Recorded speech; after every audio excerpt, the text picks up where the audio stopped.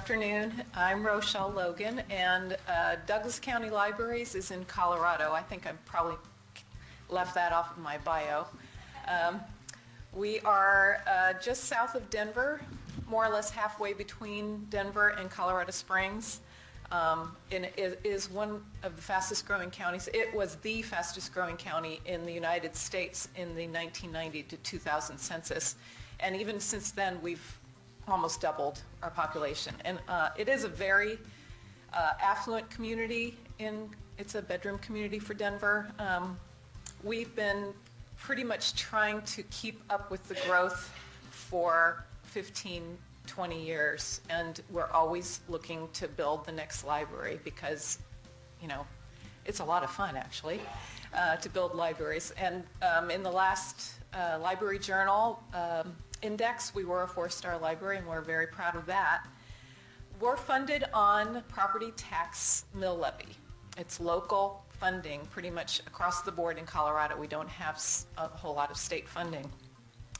And when we found that we once again needed not only a new library in Parker, Parker has a 20,000 square foot library, and we have 6 branches, and Parker is one of our smaller branches, and they're serving more or less 80,000 people with 20,000 square feet. So we needed a new library.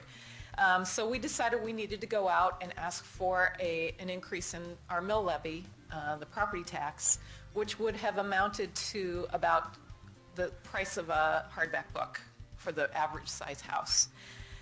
So our first mill levy, we hired a campaign manager and we did a survey, and they said, you know what, you pretty much have an easy time of it here. You're probably going to win this, you know, unless your library director pulls up to the library gas pump and fills his tank. And I said, yeah, we have a gas pump, yeah.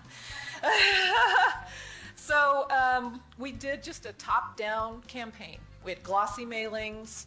The library director and the senior administration, we all went out and talked to the Rotaries and whoever wanted to listen to us. And this was in an off year. It was in 2007.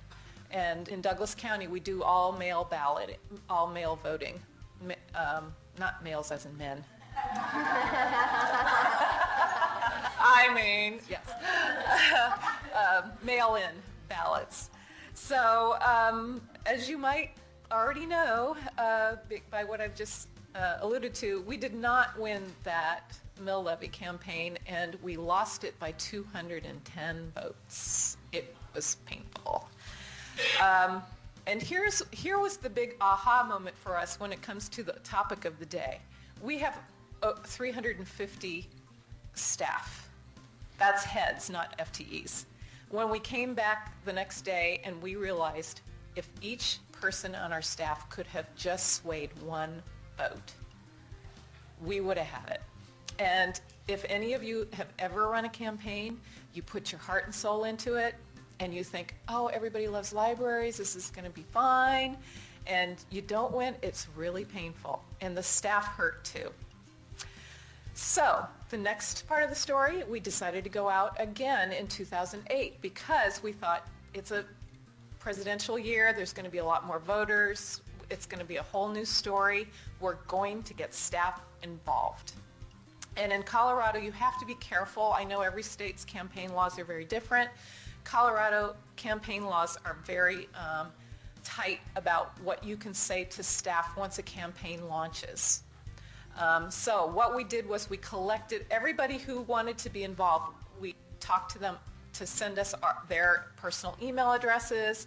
We did as much information up front on that, and it was a grassroots effort in each community. Each community came to us and said, you know what, you didn't tailor this to my community. You need to tailor it to my community. You need to get your staff out talking to people, and that's what we did. We did much more talking to our staff about what the scripts are. If it's at the Highlands Ranch Library, not everybody votes for it if they don't have a pony in the race, you know. So if we're building a Parker library, why should I vote for a Parker library? You know, so we made sure the staff knew.